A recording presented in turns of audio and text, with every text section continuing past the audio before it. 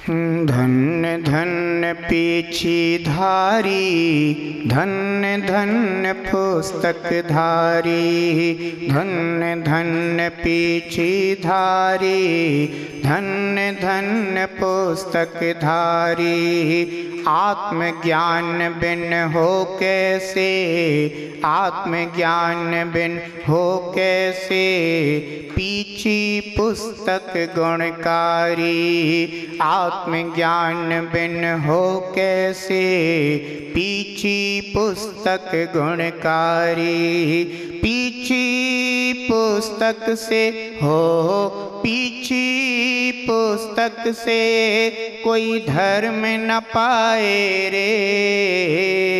जीवन है पानी की बूंद, कब मिट जाए रे। जीवन है पानी की बूंद, कब मिट जाए रे। हानि अनहोनी हो, हानि अनहोनी कब क्या घट जाए रे। जीवन है पानी की बूंद, कब मिट जाए रे। जीवन है पानी की बूंद, कब मिट जाए रे। जीवन है पानी की बूंद, कब मिट जाए रे। जयतु जिणागम पंथो, जयतु जिणागम तिथो। जिनागम पंथ जयवंत हो, जिनागम तीर्थ जयवंत हो। जिसका आश्रय करने से भव्य जीव श्रवण एवं श्रावक धर्म के मार्ग में आगे बढ़ता हुआ अपना आत्म कल्याण करता है।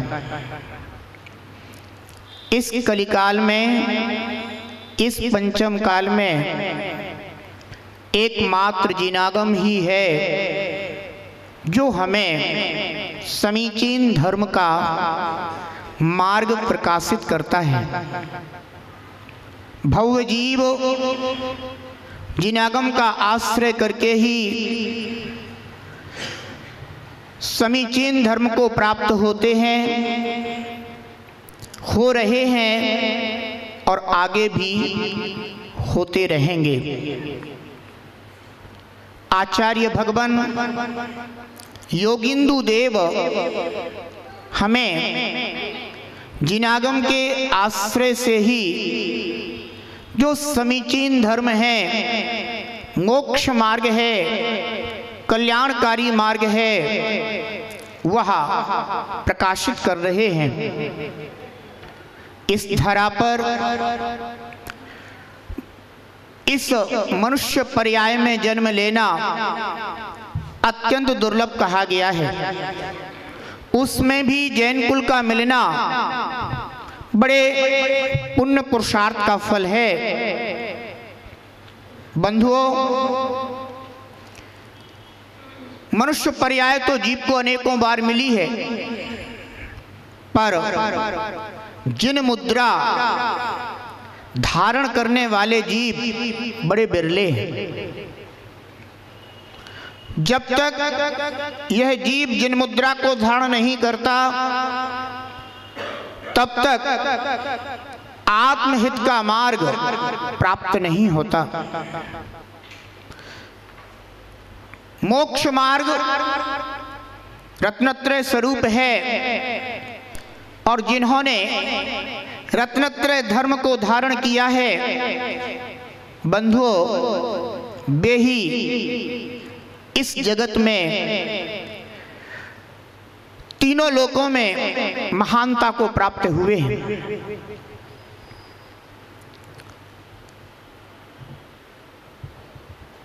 आचार्य भगवान योगिंदु देव हमें यहाँ पर यह बता रहे हैं कि पुस्तक और पीछी से भी धर्म नहीं होता।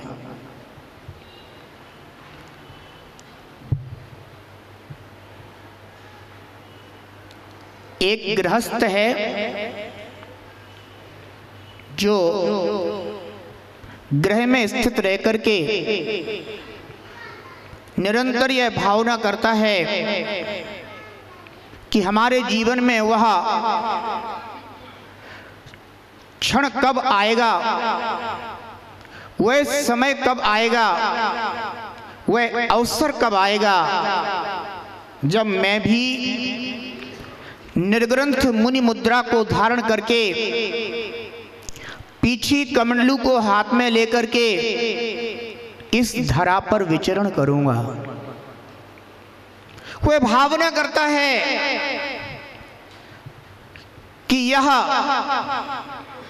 गृहस्थ जीवन तो मैंने अनेकों बार जिया है, पर मुनि मुद्रा को धारण नहीं कर पाया।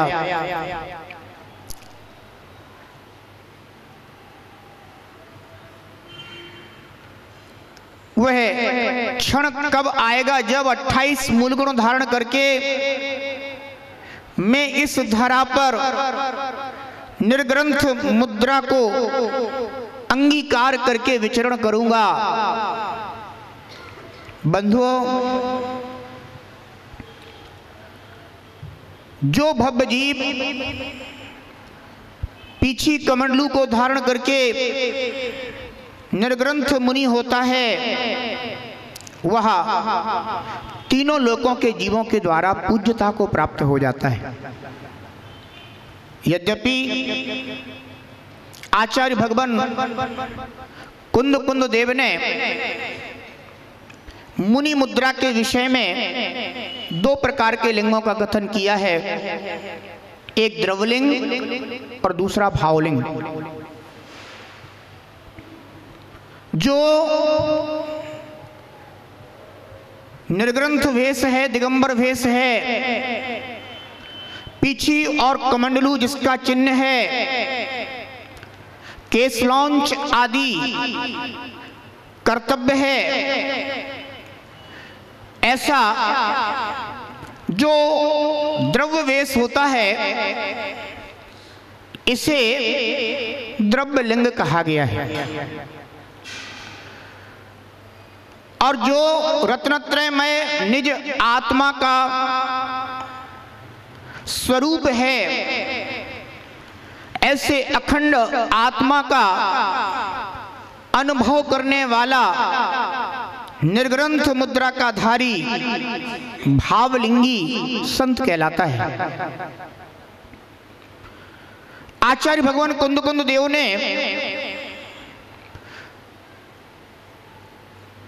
अष्टपाहुड़ जी में द्रवलिंग और भावलिंग की बहुत व्याख्या की है और उन्होंने बताया है कि भावलिंग के अभाव में द्रव्यलिंग मोक्ष मार्ग नहीं है। अर्थात जब तक यह जीव अपनी आत्मा का ज्ञान करके, आत्मस्वरूप का भान करके, पहचान करके, जान करके निर्ग्रंथ धारी होकर अपनी आत्मा में लीन नहीं होता, तब तक उसका द्रव्यलिंग सार्थक नहीं होता।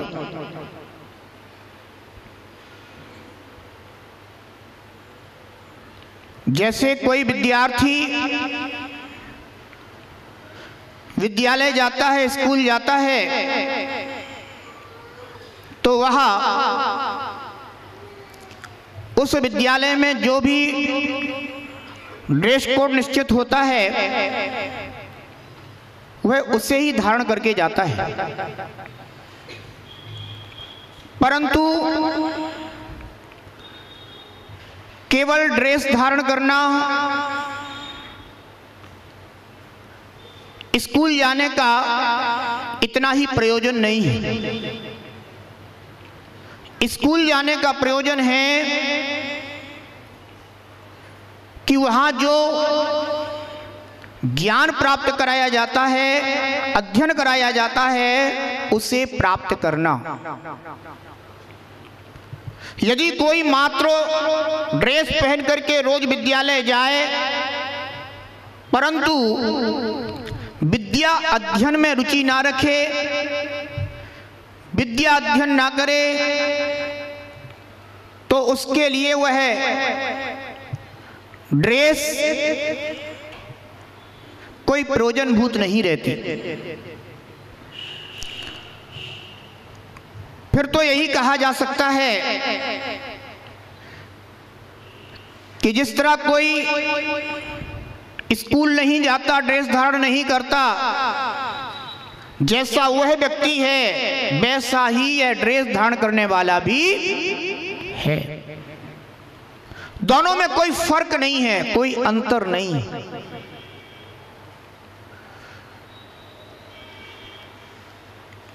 स्कूल जाने का प्रयोजन मात्र इतना है कि वहां जाकर के जो ज्ञान प्राप्त होता है वह प्राप्त करें। उसी के लिए ड्रेस पहनकर जाया जाता है। बंधुओं, ऐसा ही है मोक्ष मार्ग है। इस मोक्ष मार्ग में यह दिगंबरत्व क्या है? एक ड्रेस है, एक वेश है, एक चिन्ह है, एक लिंग है। इसको धारण करने वाला यह जाना जाता है कि ये अरिहंत शासन में दीक्षित हुए हैं। जिन शासन में दीक्षित हुए हैं और ये साधु परमेष्ठी हैं, इस मुद्रा को देख करके साधु परमेष्ठी का विचार आता है, निर्णय आता है। परंतु आचार्य भगवान कुंद देव यह कहते हैं कि मात्र यह मुद्रा धारण कर लेने से कोई साधुत्व को प्राप्त नहीं हो जाता, कोई मुनित्व को प्राप्त नहीं हो जाता। वास्तव में साधुपना, मुनिपना, यह जो भी संज्ञा है, यह रत्नत्रय में आत्मा में लीनता, रत्नत्रय में आत्मा का अनुभव करते हुए ही प्राप्त होती है। जब तक अपने रत्नत्रय स्वरूप आत्मा में, जो कि यथार्थ मोक्ष मार्ग है, उसको जब तक यह जीव प्राप्त नहीं होता तब तक यह वेश भी सार्थक नहीं कहा जाता। तो एक गृहस्थ श्रावक यह भावना करता है कि मैं कब पीछी कमंडलूधारी मुनि बनूं। करना भी चाहिए, यह प्रशस्त भावना होना भी चाहिए, क्योंकि जब तक यह मुनि मुद्रा नहीं आती तब तक यह जीव भावलिंग को भी प्राप्त नहीं होता, और जब तक भावलिंग प्राप्त नहीं होता तब तक यह मुनि मुद्रा सार्थक नहीं होती। ध्यान रखना,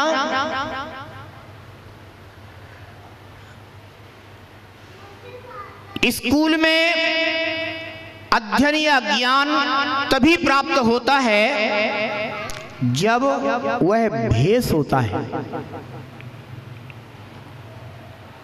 इसी प्रकार से जब यह मुद्रा होती है, यह द्रव्यलिंग होता है, तभी भावलिंग जीव के प्राप्त होता है। और जब भावलिंग होता है तभी इस द्रव्यलिंग की सार्थकता होती है। हाँ, इतना जरूर है कि जहां भावलिंग होता है वहां द्रव्यलिंग अवश्य होता है, पर जहां द्रव्यलिंग होता है वहां भावलिंग हो ही यह कोई जरूरी नहीं है। जो विद्यार्थी स्कूल में जाकर के रुचि पूर्वक अध्ययन करता है वह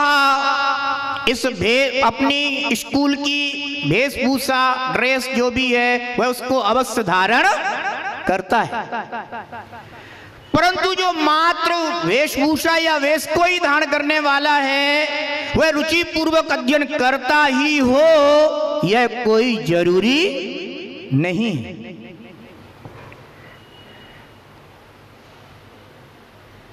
आचार्य भगवंत योगिंदु देव आचार्य भगवंत कुंद कुंद स्वामी हमें इस बात से परिचित करा रहे हैं कि द्रव्यलिंग के साथ साथ भावलिंग जरूरी है। जो भावलिंग को धारण करने वाला होता है वह प्रमुखता से अपने निश्चय मोक्ष मार्ग को ही साधना अपना कर्तव्य समझता है। बाह्य कार्य उनको वह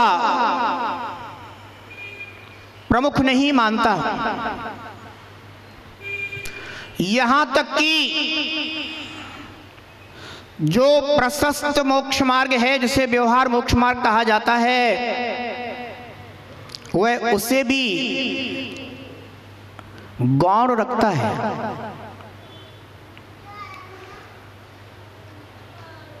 जब वह अपने सप्तम गुण स्थान से नीचे छठवें गुण स्थान में आता है तब वह अपने कर्तव्यों का पालन करता है, पर भावना यही रहती है कि मैं तो अपने रत्नत्रय में एक अखंड आत्मा का ही अनुभव करूं, उसी की वह प्रशस्त भावना करता है। बंधुओं, मुनि मुद्रा धारण कर लेने से कोई मोक्ष मार्गी नहीं हो जाता है, पर मोक्ष मार्गी होने के लिए मुनि मुद्रा का धारण करना आवश्यक है। बिना मुनि मुद्रा के भी कोई मोक्ष मार्गी नहीं होता।